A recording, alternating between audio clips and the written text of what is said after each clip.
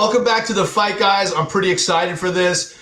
We have a boxer that is a real guy who's coming up quick, and this guy's about to put on a massive show next month.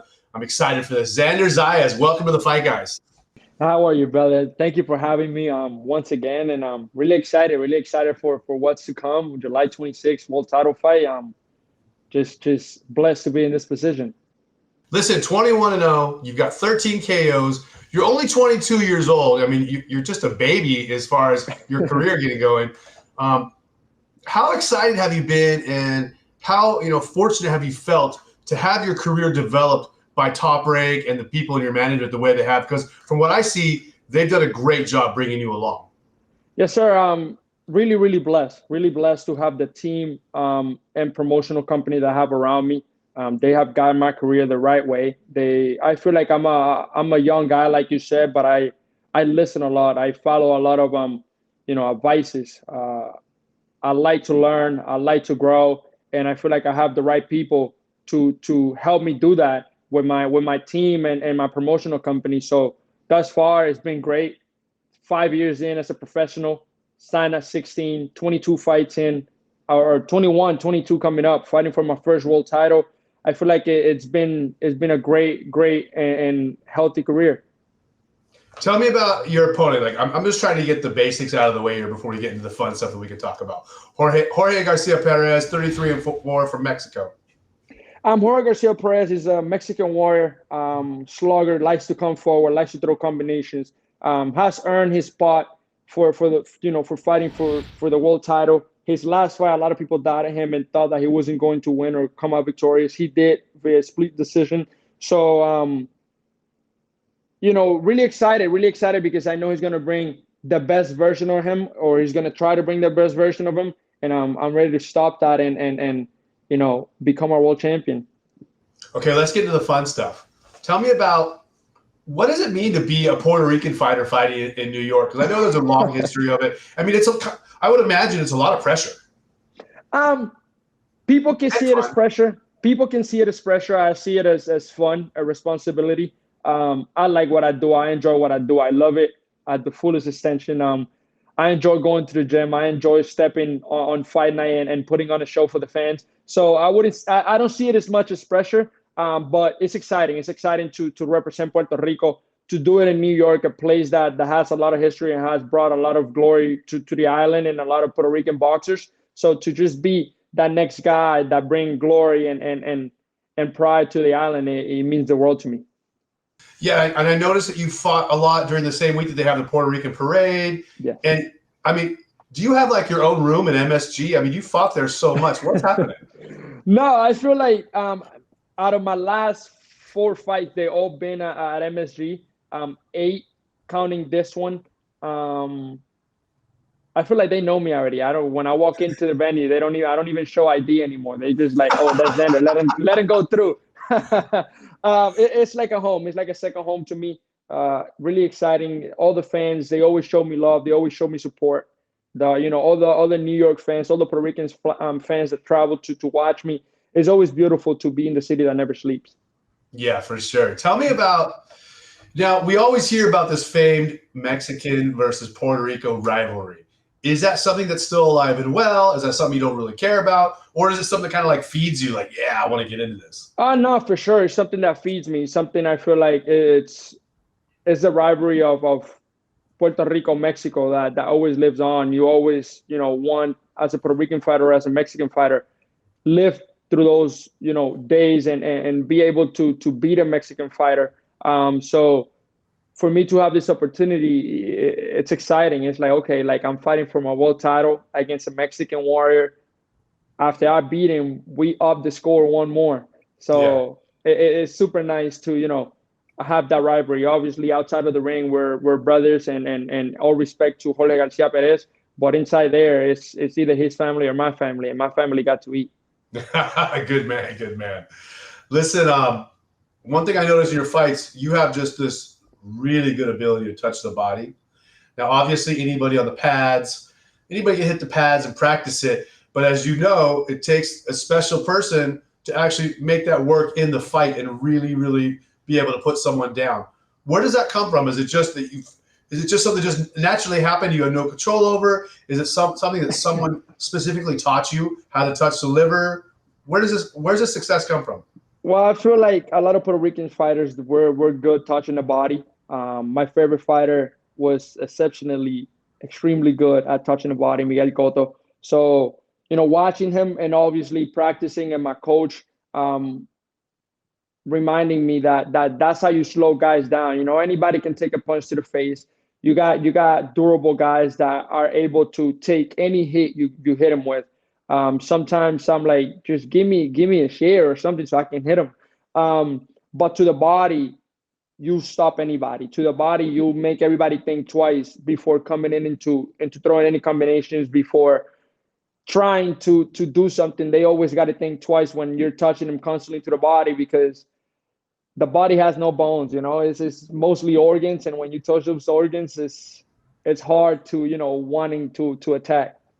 You ever try to explain that to your friends? Like when they see maybe you're watching boxing with your homies and they see a guy like go down to a body shot and they're like, "What, he barely hit him?" And you're like, "Listen, bro, you can run from across the room and punch me in the face and I'll be fine. If you barely touch my liver, I don't want to be there anymore." That's what I try to tell people. I'm like, if I tell my friends, if you're ever in a street fight, don't hurt your hands by trying to be Macho Man and hit him to the face. Just hit him one good one to the body. I promise you he will drop. Body shots are completely different. They take the manhood out of somebody. It's like, I want to be tough, but once I move, I got to go down. So I feel like the punch to the face and you knock somebody out, yeah, it's cool. You just knocked them out. He didn't feel anything. He woke up. Where am I? That's it. But to the body, he felt it. He realized he couldn't continue and had to stay down. So I feel like that means a lot more to me. Yeah. So do you consciously think like, I'm going to take his manhood right now?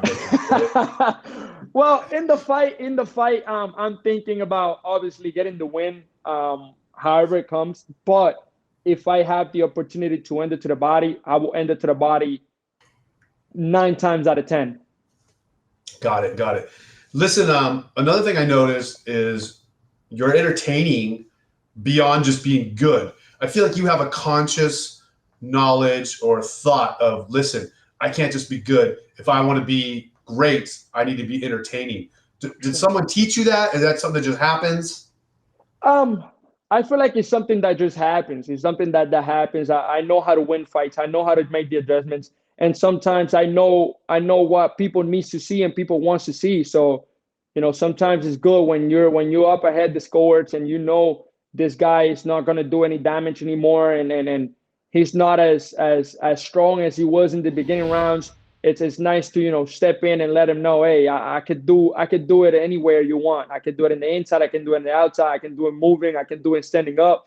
So I feel like it's entertaining for me sometimes to I wouldn't say put myself in danger, but to show the fighters and everybody in my division that I can do it anywhere they want to do it. That's great. Okay, let's go to some other questions. Let's change gears here. You win this title fight. Does that put you on a road to eventually fight someone like Canelo or Crawford?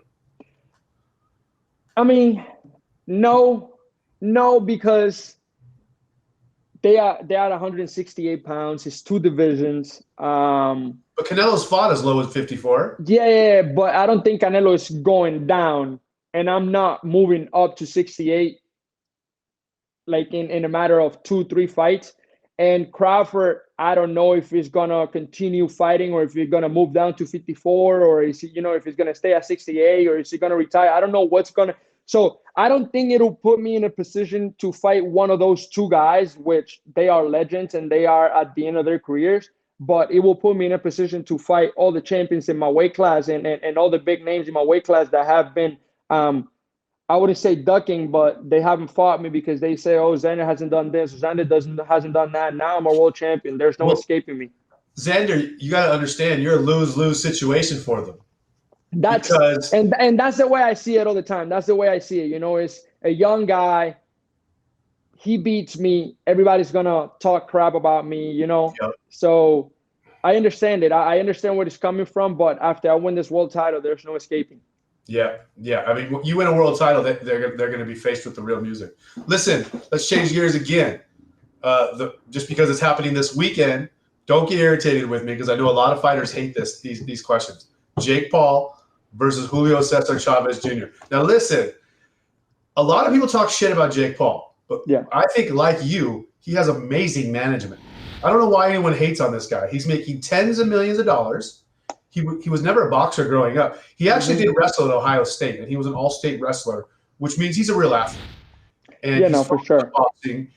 He's been in Puerto Rico, where a lot of people, as you know, go to focus on boxing. He has the right people around him. His entire life revolves around this, and he's been super successful. I don't hate on him all. He's selling fights. I think they're brilliant. But what do you think about this? For sure. Like you said, I feel like he's doing a brilliant job to promote his fights, and he's helping a lot of fighters improve and elevate their games with his new promotional company. Obviously, my big sister is signed to him, Amanda Serrano. She's getting a lot of big opportunities. And this fight, to be honest, I don't know what to expect. I don't know what to expect because I don't know what Julio, what Chavez Jr. we're gonna see that night. If it's the Chavez Jr. that is locked in, that is focused, he was a former world champion, and he was a former world champion for a reason. Now, he hasn't won in a long time. I don't think it's going to be the same Julio César Chavez Jr. So I think Jake Paul is going to win. But depending on what Junior shows up, it could be a harder or an easier fight. I mean, it could be. I mean, if the guy who was a champion and trains that hard shows up, I think he should easily beat Jake Paul. The problem is, I give it a very slim chance that he's going to train like he trained 15 years ago. And that's the issue right now for some of these guys. Maybe they don't have anything else to prove in the boxing world. They just getting some nice checks, and it's easy to just sign a contract and fight for $10 million without having to worry about anything else after, after you completed everything. So it depends on, again, what guy shows up that night. But I feel like all the momentum and everything is on Jake Paul's side. I mean, Jake Paul's like minus 700 favorite, 7-1, which blew my mind. And you're talking about, just showing up for the money. Listen, that's something you're not doing. And listen, I want you to remember this. When you become a champion, whatever you're doing right now, don't change. Don't let anyone talk you out of the shit you're doing right now, because what you're doing right now is winning and is successful. So don't let anyone change the shit you're doing, brother. Yes, sir. I feel like that's something that my team always tells me. It's not about winning the world champion. It's about maintaining the world championship status. It's about elevating and becoming better as a champion, and letting everybody know that nobody can touch you. Nobody in this division or any division that I touch is able to touch me. I have to stay as focused, as mentally ready and hungry, and keep winning. Listen, last one. This is a fun one. What's going to be playing in the locker room? What music's going to be playing? What's going to get you hyped up before you walk out for this fight? Oh, man. I don't know yet. I'm still thinking about it. Maybe I bring out a surprise for the fans, but still don't know. Still thinking, still analyzing the whole thing, but definitely salsa and reggaeton has to be playing in the locker room. Okay. Dude, when I was in Puerto Rico, that's all I heard was reggaeton. Yes, sir. Everywhere you go, you hear reggaeton 24/7. Yes, sir. Yes, sir. That's part of the culture. Okay, listen, when you're a champion, promise me you'll come back for at least a 5-minute interview. For sure. I promise I'll be back here for 5, 10, 15, whatever time you want after I become a world champion. I'll be back in here.